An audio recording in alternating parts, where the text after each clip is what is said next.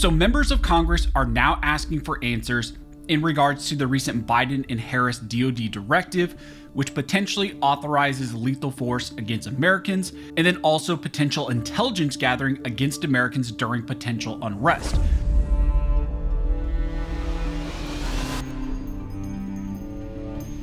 Now, really quick before we jump into this video, I want to thank one of the main sponsors and supporters of this channel, which is Brownells. Brownells is an amazing company. A lot of you guys know Brownells. You've purchased items from them. Amazing company, pro-America, pro-freedom, pro-Second Amendment. I got to spend some time out with them over in Iowa. Again, just amazing company, amazing facility.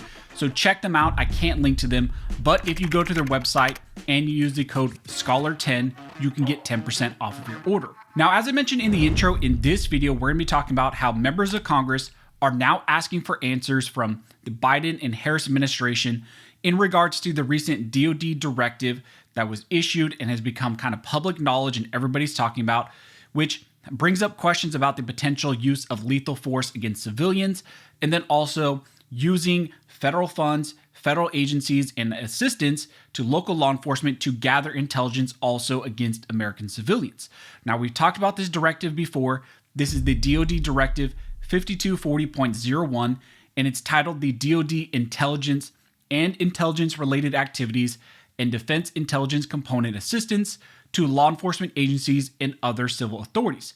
And some things have developed now because members of Congress have been notified of this from you guys and other people, and now members of Congress are asking for answers. Now, if you haven't watched those prior videos, I would recommend you go watch those because I do a more comprehensive breakdown of what's included in the DOD directive. But if you don't want to go watch those, generally what the DOD directive does is the directive establishes policies for the DOD intelligence and intelligence-related activities. It also provides guidelines for defense intelligence components who are assisting local law enforcement or state agencies during certain circumstances, potentially also during civil unrest.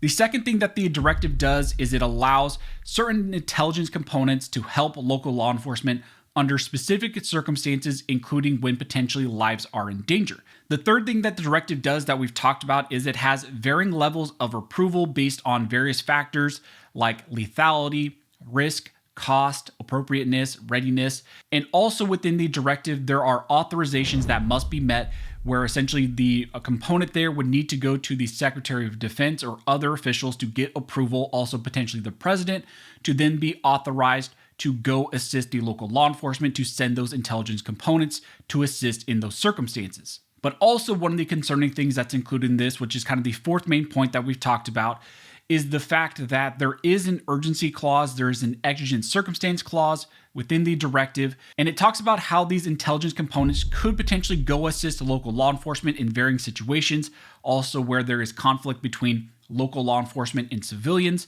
They could go and assist those law enforcement agencies potentially for 72 hours without meeting the required approval and the required authorization, without having to go to the Secretary of Defense or potentially the president. But after the 72 hours, they would have to also still go get the authorization. So for 72 hours during an exigency, during a special situation, these intelligence components could go and assist, but eventually they would need to get the authorization that is required in the directive. Now, this directive implements Executive Orders 12333 and then also 13388 and other U.S. applicable laws. Now, there are various constitutional and other federal laws which restrict certain activities from military and DOD components from doing certain things against civilians.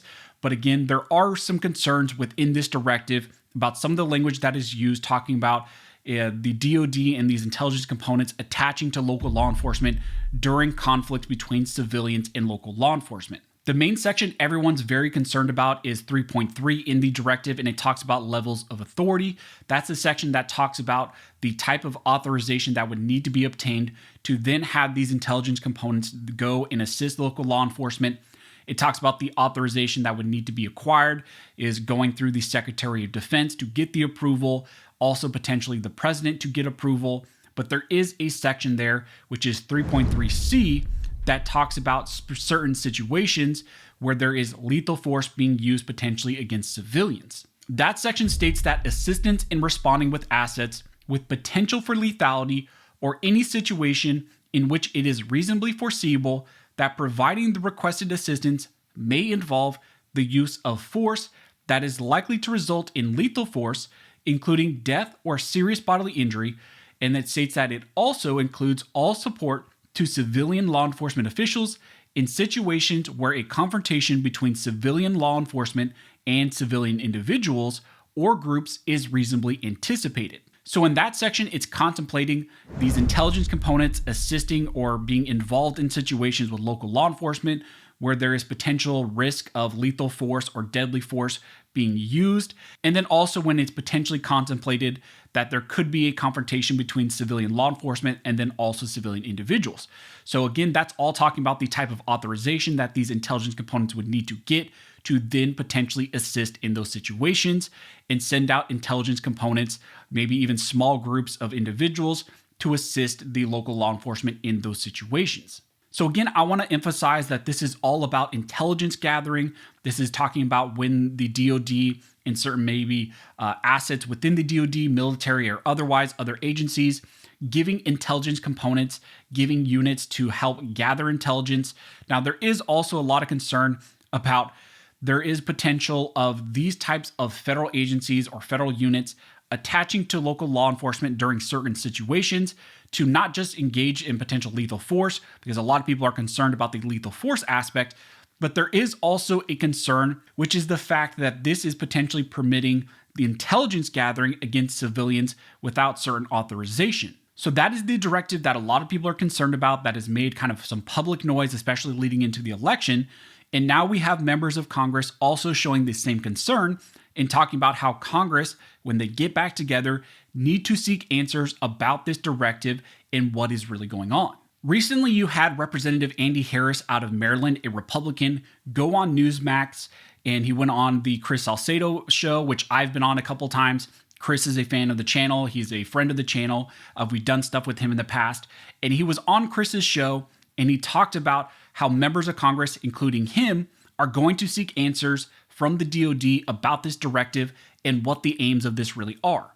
During this interview, Representative Andy Harris stated that a new federal directive authorized last month that could potentially legalize military action against citizens on U.S. soil is worrisome. He went on to say that this means that after an election, they could declare national emergency and literally call out the army in the United States because all you have to do is declare a national security emergency. He went on to say during this interview that he believes the Democrats are so unwound enough that if they lost the election, that they would do something like this and try to use the directive. Representative Harris went on to say that when Congress returns to Washington after the election, he expects lawmakers to discuss this directive. He went on to say that this is a major step and that when you have an increase in the ability of your own department, like the Department of Defense, it needs to be reviewed. He went on to say that it doesn't say how the intelligence is going to be used either.